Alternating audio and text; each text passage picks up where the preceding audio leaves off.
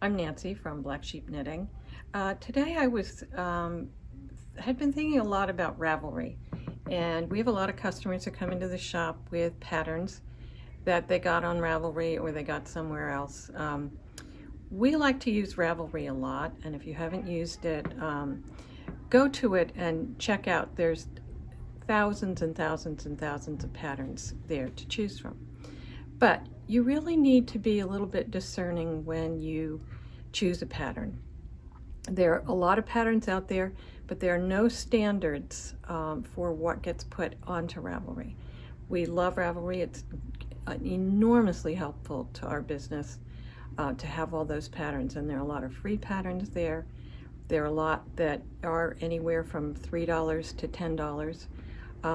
And given that a designer has put a ton of effort into designing, and I know I've tried to do some, it's a huge amount of work. So you should feel like you're supporting designers and creative people by paying the $5 or $7, whatever it is. Free is free. So the free patterns are often very good, but there are some that you should be concerned about. So I want to show you how I go about choosing patterns, and I want to be sure that I don't want to get a pattern that isn't going to work for me. And there are a lot of things that you can do to make sure that you get the right pattern for you in the right yarn, and that it's a tried and true pattern.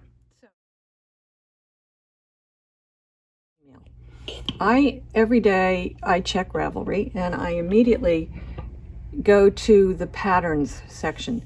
But there are other things here. If you want to look up a yarn, you can go here. If you want to look, there are forums and messages and people and friends and groups. I don't use that as much. And they have some tech support. And then they have an advanced search button here that you can press. Over here, there's a quick search for a pattern, and you can put in a term, and hopefully you'll get it. One thing about Ravelry is that your spelling has to be correct. So I'm going to go here and go to patterns. Now, if I had a pattern in mind, I could go here and put in, of course, now I can't think of anything, but Boneyard. I could put in Boneyard. Thank you. And here is the Boneyard Shawl by Stephen West, and it gives you that. And so I can click on that.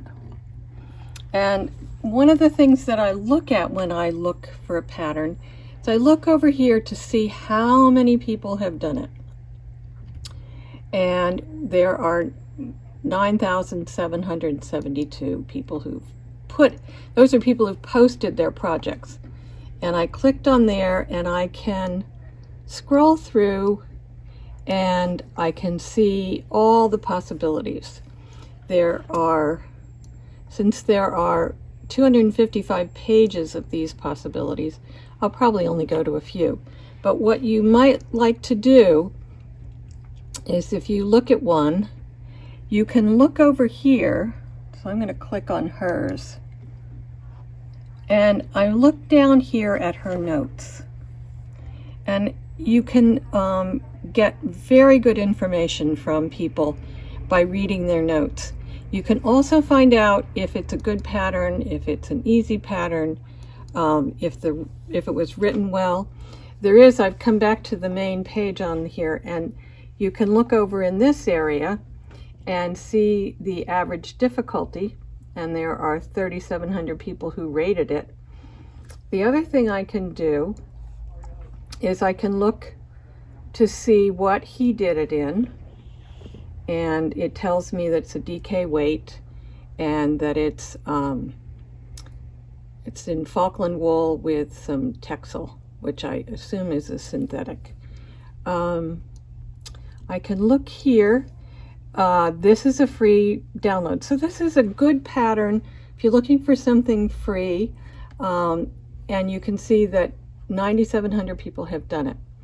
One thing that I would be very aware of, it can say DK, worsted, bulky, chunky, but Stephen West idea of what a DK weight may not be what you think a DK weight is. So what I generally do is look at the needle size and put those two together, and generally I would use a size 7 on the DK weight. So I'm thinking that's probably pretty good. Here there's more description, and he tells you how much, down here, how much yardage you need. If you decide to do a fingering weight, he does 2 versions, or DK weight, you can see how much yarn that you need. And you see he's done a bunch of samples of this. So it's a tried and true pattern. Now, if I decide I really like this and I want to come back to it, I can come up here and save it in my notebook, which if I go here down to my notebook, I can click on favorites, and there it is. I've saved it right there. So you can go back to it.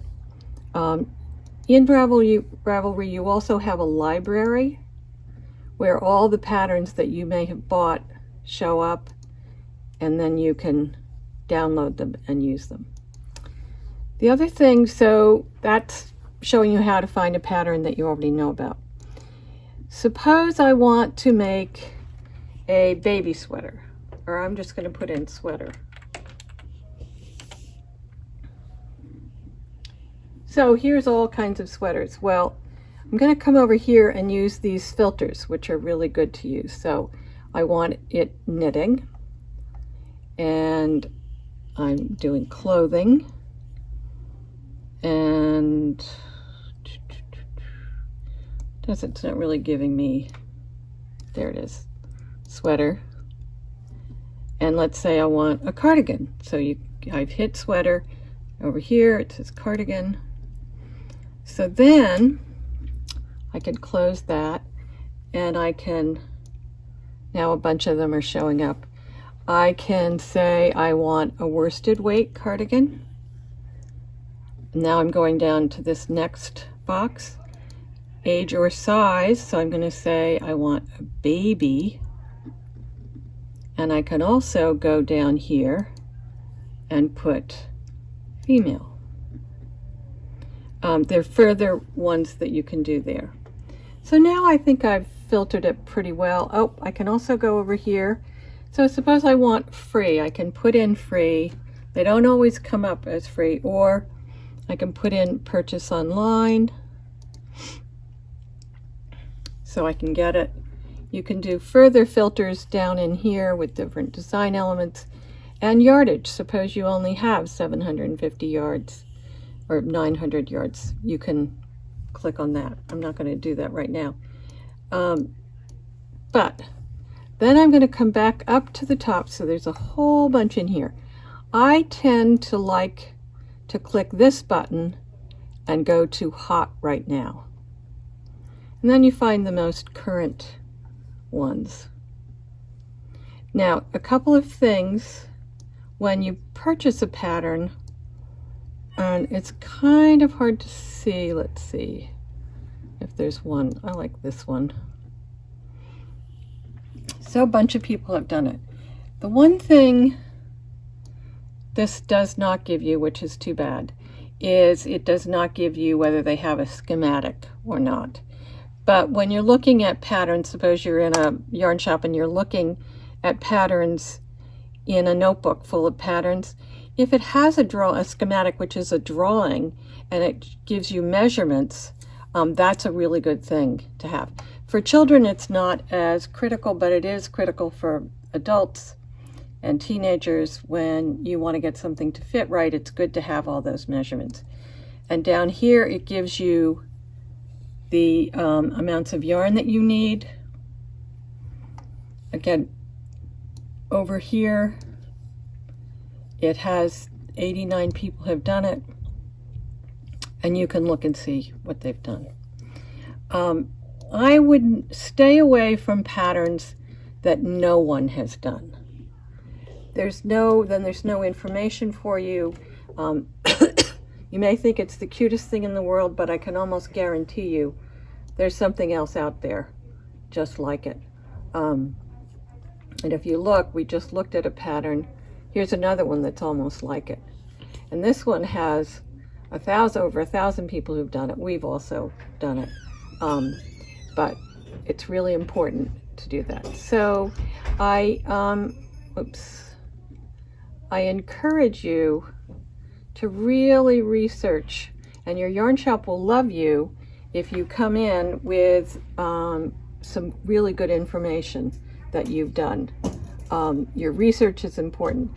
The other thing, if you want to look at yarns, you can look here, and I'm going to look at hedgehog sock. And I can look here on hedgehog sock, and you can look further and you can see a lot of the colors that they offer. People put in their stash here, but they sometimes put in, and hedgehog is a pretty popular yarn, so I don't see any for sale, but sometimes you can get it. You can find random skeins for sale. Anyway, we'll probably talk more about Ravelry in the future, but do your research. It just takes a few minutes. I know you can go down the rabbit hole on Ravelry because it is so interesting and there's so much stuff here. But it's really a good thing to do your research ahead. And so that's it on Ravelry.